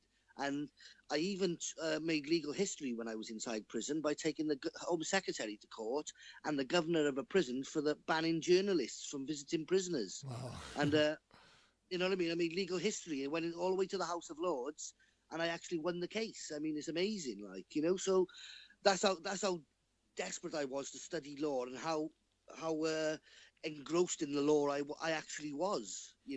I've changed the law 6 times since I've been out now as well. You know what I mean? And I carried on my studies, and I went to college, I went to university, and I've done useful things, and it all stemmed from that meeting I had with some of the Birmingham 6 and the Cowbridge Water, who helped me get off my bum. That's a great and amazing story. Now, at some point, just towards the end, you get the news that you're going to be getting an appeal. How did you get that news? What do you think? What do you think was the definitive turning point? What was the evidential fact that made them consider the appeal? And how did you receive that news? Well, first of all, the BBC Week In Week Out team, which is what we call the Welsh Panorama, done a programme on us, and they investigated the case. Most of the witnesses retracted their evidence, saying that the police put them up to giving evidence, and they told the truth. Darren Hall admitted that what he said was lies all along as well. And then we looked for an expert then to see about the confession outside the cells. We managed to get 2 experts to say that those were not my words. To speak like a speech therapist, who can. Where I come from, I'll give you an example. Where I come from, we don't use I may have to tell him what happened.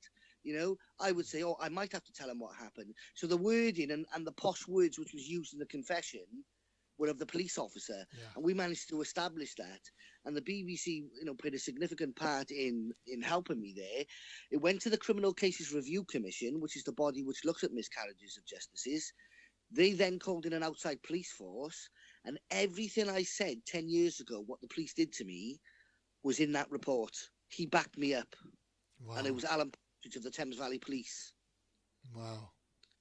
Handcuff into the hot radiators, 115 breaches of the Police and Criminal Evidence Act, denial of access to my lawyers, denied food and water. I mean, this was torture. This was what they've done to us. It was Article 3 says nobody should be treated to inhumane, degrading treatment, torture or punishment. Well, I was subjected to all of that at that time in 1987, and this police officer backed up everything I said. Absolutely horrendous.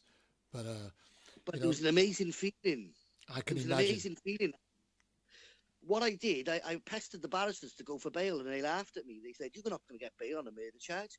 I said, "Come on, we got an outside police force now saying I'm innocent."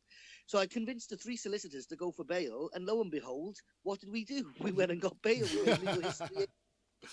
Yeah, I do remember the Cardiff 3 getting bail while they were, the case was stopped and they were given bail, and then they had to return to hear the reasons why. No, Kevin, that's not quite the case. Okay. The judges announced they were quashing the convictions and that they would give their reasons later, and they did 6 days later. That's right. That's correct.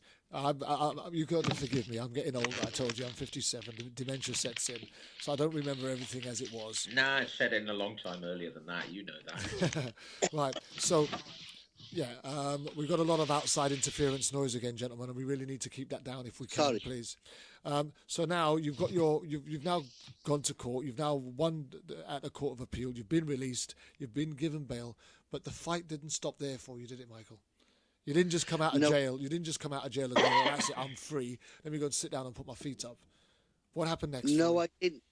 No, when I come out, I had to wait a year for the actual appeal. You know, I was released on bail pending the appeal. So I did a lot of campaigning on other people's cases, you know, like Annette Hewins' case. And, you know, Jonathan Jones supported us as well, like when we were on appeal. And I done as many TV programs as I could. I went on This Morning. I went on. I told everybody about what happened to me. I went on Kilroy. I went on Trisha's show.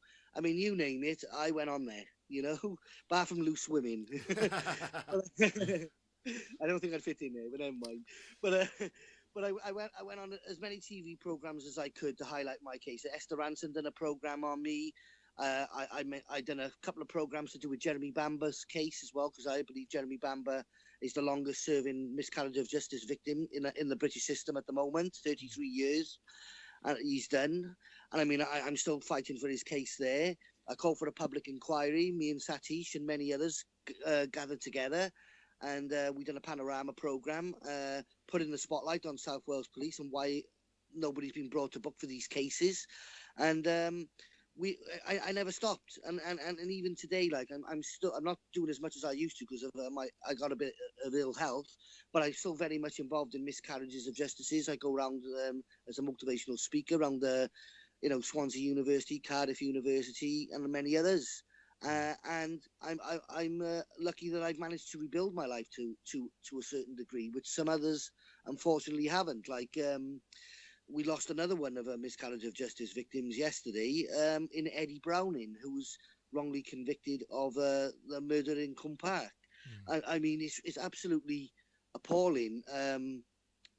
The amount of people we have lost, Yusuf Abdullahi, and Satish knows where I'm coming from there. We've lost some really good people who've been out and who've got their name cleared but haven't lived to have a proper life, and so far, touch wood, I'm one of the lucky ones.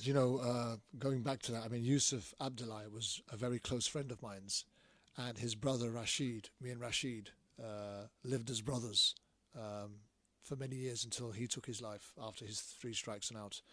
So I'm fully aware of, and I went out with Tony Paris' sister when I first went to Cardiff many years ago. So I know the whole family. I knew, and it was what moved me to get involved in the Cardiff 3 campaign was I knew the people. The only one I didn't know was Stephen Miller, but I knew the people. And I knew it didn't fit. It just didn't make sense. I didn't even hear the evidence. I hadn't even seen the evidence. But I just knew when I saw this thing, and Tony Paris being piled up with John Actie in a murder. And I'm telling you something, if you know the community as well as I did, John Actie and poor Tony Paris probably never said more than 2 words to each other in all the years they lived from one end of the docks to the other. And in fact, John Actie wasn't even a docks boy, really. He was up from Llanrummy. He had family that lived down the docks, which is what brought him down there. Whereas Tony Paris and his family had always lived there. But still, John was known in the docks and familiar to the docks.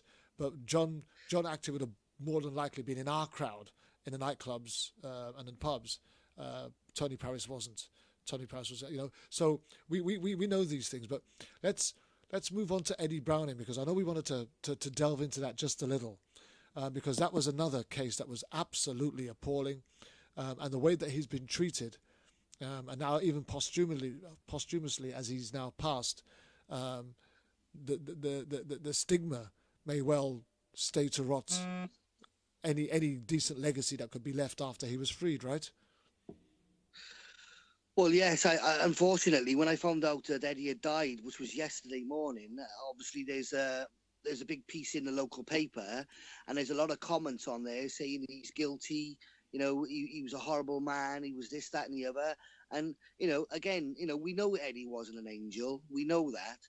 But he didn't do this crime, and people can't accept it. And I don't know whether it's ex-police officers or just, people who don't like him. But, I'll give an example. I've commented on the post 34 times to defend him and myself against it being accused of, being guilty of the crime still, And that is appalling. Even after all these years now, people still think that we done the crime. And that's awful. It's the same for Eddie, I know Eddie well. I was in prison with him. I've seen the rough treatment he was, because there was a woman and a baby who got murdered. You can imagine the hard time he had off the other inmates, you know what I mean? And we all gathered together, all the innocent people who were fighting their cases, and said, well, no, you can't be doing this. We believe he's innocent. And we paved the way for him. And I can remember that day. And when Eddie got out, because Eddie got out before me, he did start campaigning and did help me, and I'm very grateful to him. It's just sad that another person like that has passed away. He can't defend himself, and all these bad comments are coming up on Wales Online, and most of them are slanderous. There's no doubt about it. And it's obviously people that are totally unaware of the facts or the evidence or the real nitty-gritty, and they're just opinionated, and wrongly so. But at the end of the day, I don't believe the Court of Appeals ever releases anybody from a serious sentence like that without a good reason. And although people used to believe that, well, people don't get convicted without good reason, we all know that the reverse is a lot harder.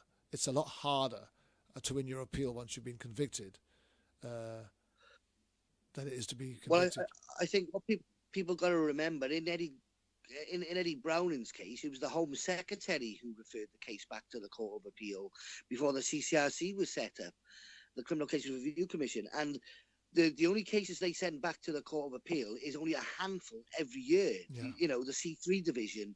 And for them to send Eddie case back, there must have been merit in that case. Absolutely. I mean, the Home Secretary just didn't do it. It was not against the, it went against the grain, the tough policy tough on crime and this, that, and the other, which people seem to forget. So for the Home Secretary to refer the case back, there must have been merit in there. And some of the comments on there today, they've really upset me, but I'm not going to let them show that they've got to me, because I know Eddie didn't do this crime. But this is what most of us get, myself. There was even ludicrous claims that the Cardiff Three were still guilty when they caught the four. Absolutely. And actually, I'd like to comment on that. Yeah. I don't know if you both are aware, but during the 2011 trial, the defence of the police officers first said that Gafur committed the murder along with the Cardiff Five, and he then said, when that didn't fly, that Gafur had gone first, done minor injuries, and then the Cardiff Five had come along and finished the job off. What is interesting about this is that they say this under the protection of privilege, court privilege, meaning that they can say this without being sued. often they say that they will basically say, why aren't so and so suing us if we say they are guilty? Well, here's the reason.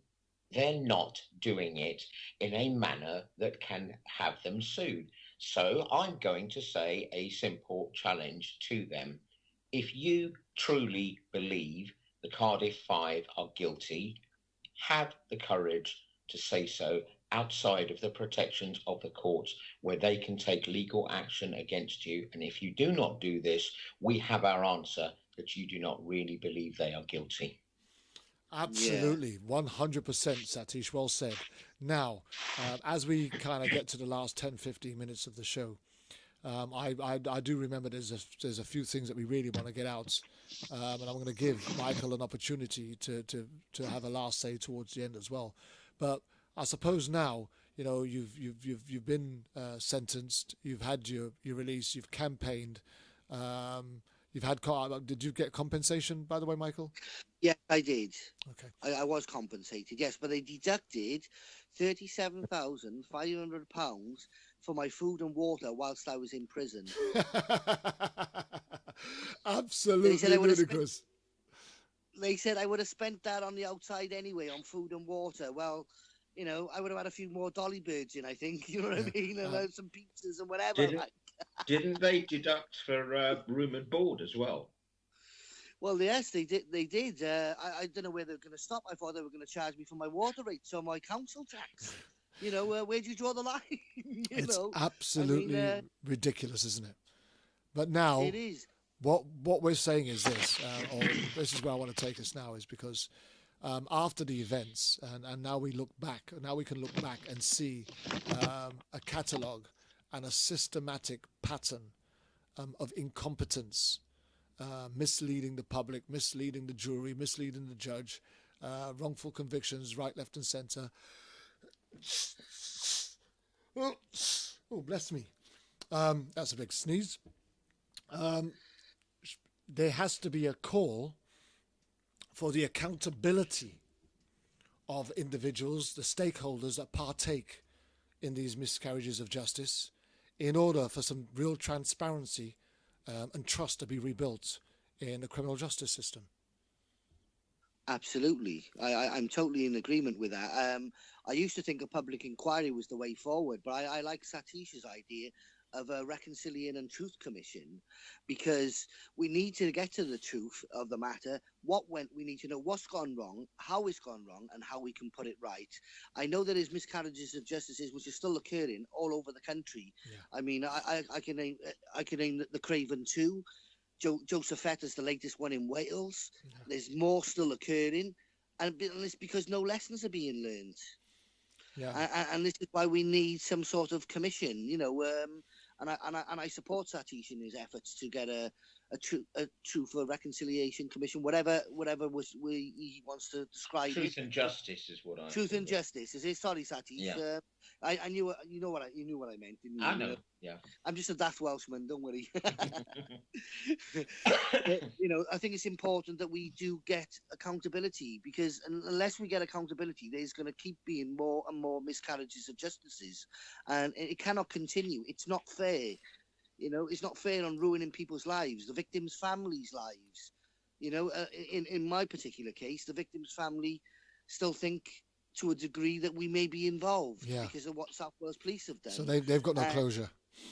They've got no closure, and I do feel for the victim's family. I mean, I don't blame them for feeling the way they do, because they've only been told what the police have told them. So, you know, and they need somebody. They need somebody to hang their hate on. Yes, I know if it happened to me, I would want somebody to hang it on. You know what I mean, so to speak, like you know, because you want to be able to say to somebody, well, it was him, or it was. Otherwise, what have you got?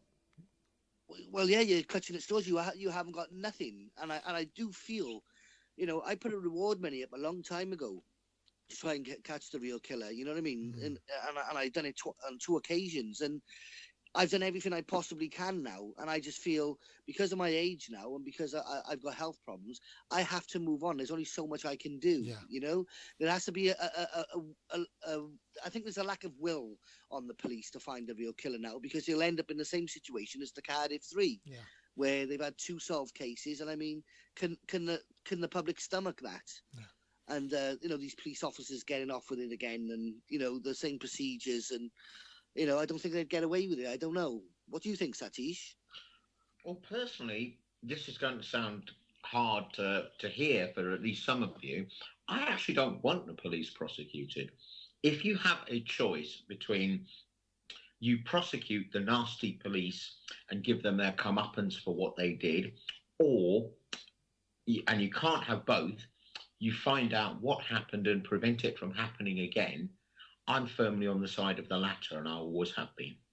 I'm kind of with you on that. I can understand why people who have been victims of miscarriages of justice would want the justice back in return.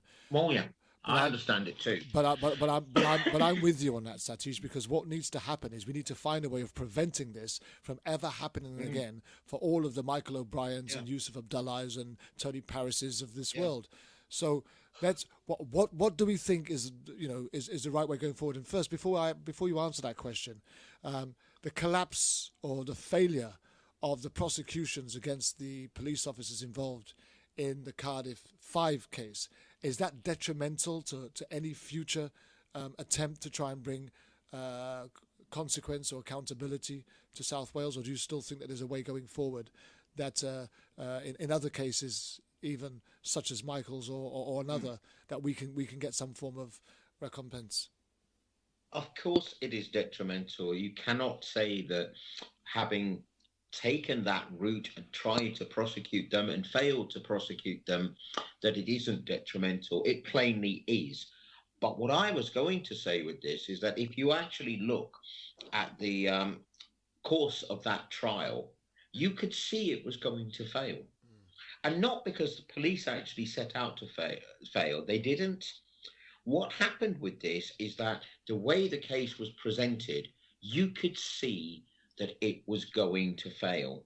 And the reason it was going to fail is you actually had very, very good, credible evidence that the defense put forward by the police was, and I use these words, quoting a forensic scientist, scientifically ludicrous.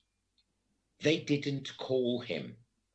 They didn't call him to give evidence at the start to actually show that the Cardiff 5 were innocent, which I had actually said right from the start, if you want to prosecute this and prosecute it and have a chance of success, you have to show the Cardiff 5 are innocent, because the jury will not care. If you allow them a situation where noble cause corruption can be used as a defense, and I have to say, I find that the most offensive term going. What is ever noble about corruption? But well, to get back to this particular point, they were in a situation where they had a very, very good forensic scientist who demolished the defense that was being put forward scientifically before they even put it forward. If you want to give them the benefit of the doubt for that, give it to them. And then you have the situation where they then start their cross-examination, and the cross-examination is based on this bogus nonsense. And if they don't like my saying that, you know where I am, come and sue me, I'm waiting. But the situation with it, and the reason I'm saying come and sue me is I know I'm in the right and I will defend it, so you won't be getting a free run at it. But the thing with this is that it was a scientifically ludicrous defense, and they could have brought evidence to rebut it, and they didn't. You could see this going on very, very early in the trial.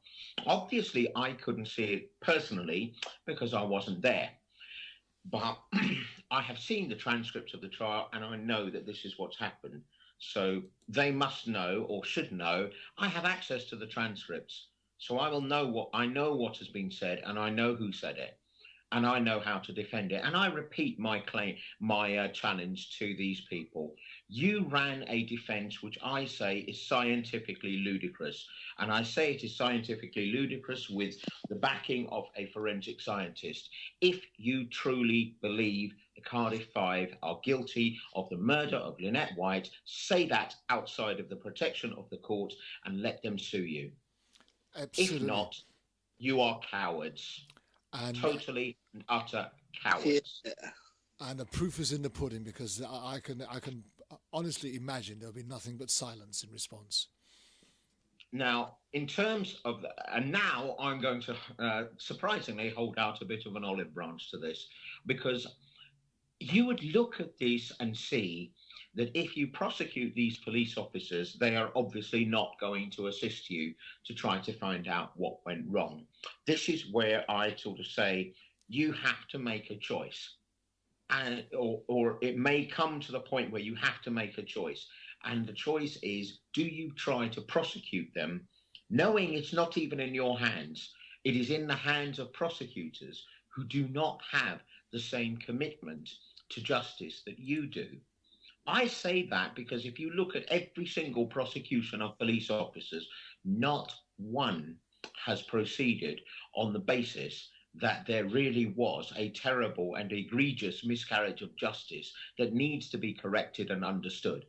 And if you do not convince jurors to start with that you are dealing with people who are innocent, who are not guilty of this crime, they won't care.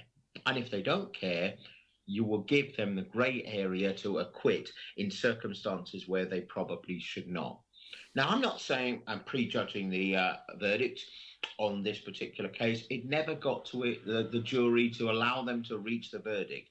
What I am prepared to say is, as far as I can see of the actual prosecution, it was lackluster in the extreme. It was a pathetic attempt to prosecute. And really, what we should have had is the guts to say, we actually do not want these people prosecuted if the consequence of having them prosecuted is we don't find out what happened and prevent it happening again. Because from my point of view, I do not want to see another person go through what Lynette White went through. I do not want to see another person go through what the Cardiff Five went through. I do not want to see another person go through what the South Wales and the whole people of South Wales and the families have gone through in that case and in several others. And in that, I include Michael, I include the Newsagent 3, I include the Merthyr Tydfil, all the victims of these cases. There are far too many of them. It's now time that this stopped once and for all, that we find out how these cases keep happening, what we can do to stop it happening again. And finally, I will add, as I usually do, this is not anything new. We are dealing with something that happened in South Wales Police's jurisdiction over 2 centuries before they were a police force, i.e. Dick Penderyn. In 1831, you see the same methods being used to prosecute an innocent man. And in that case, they hanged him.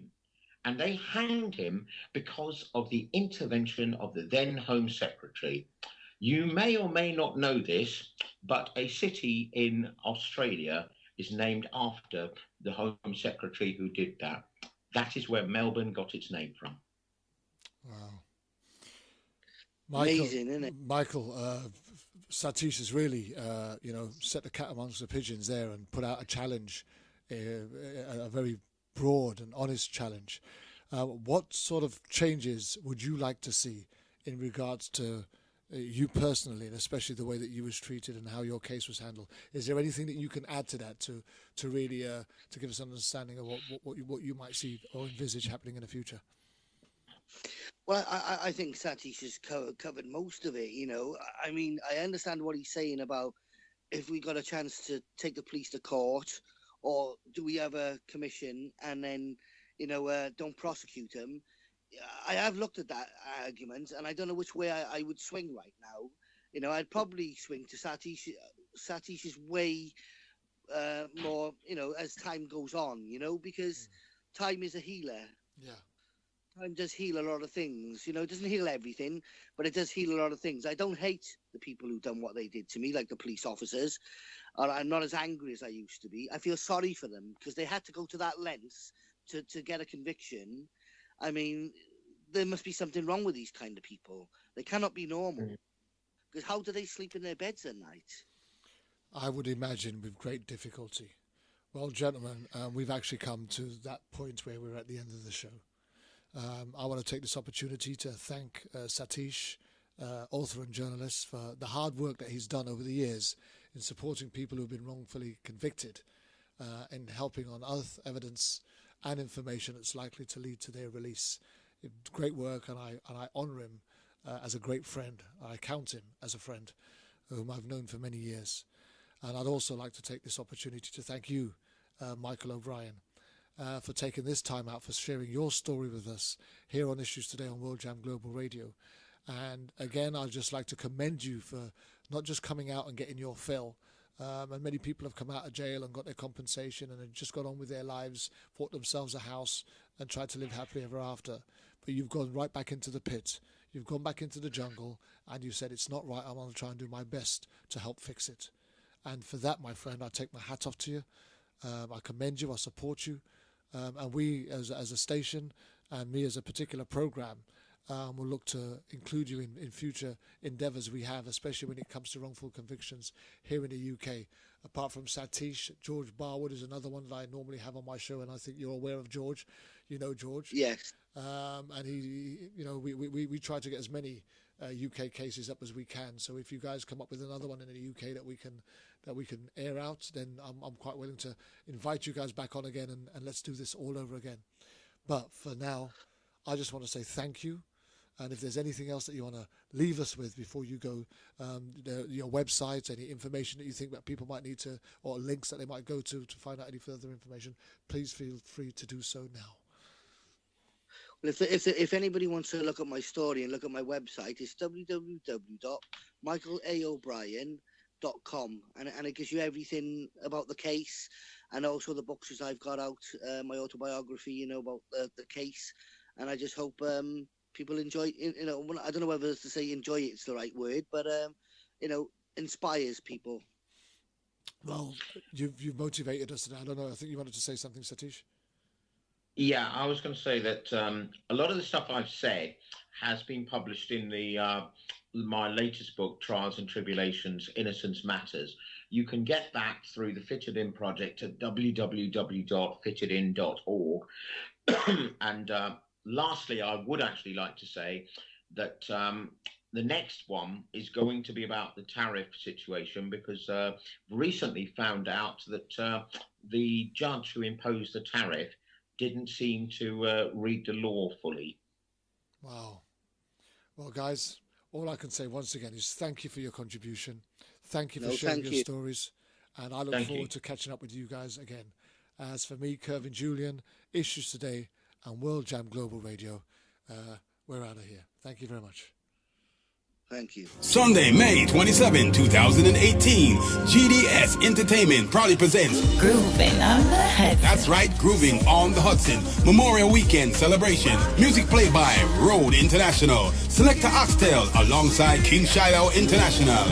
All aboard the elegant Paddle Wheel Queens, One World's Fair Marina. Boarding 6 p.m. sharp from Flushing, Queens certified Shea Stadium. And Miss Marina will be selling 7 p.m. sharp. Also, for tickets, People's Choice Furniture, Bronx, New York. Doris Restaurant, Queens, New York. G's Restaurant, Queens, New York. Also, WorldJamGlobal.com.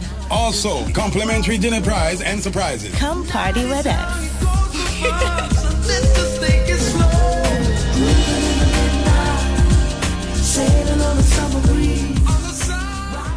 One, two, three, swing it. Do you have an old sound tape or your favorite cassette tape that you want converted to CD or MP3 format? Do you need a demo CD, radio ad, a DJ, or even a sound system for your wedding, birthday, or special occasion?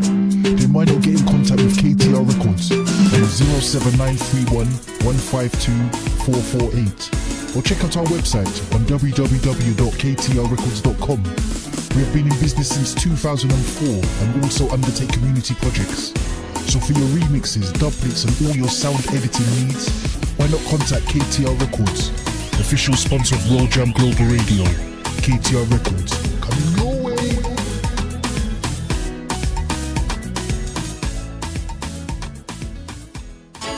Imperial Lounge presents a night called Reggae Dancehall by the Beach. To be held at Imperial Lounge, 2 to 14 High Street, Margate Seafront, Kent, CT9 118. To be held on the first Saturday of each month. Your host DJ Matt. Also rotating DJs, Roddy Boone, DJ Happy, and Younger General.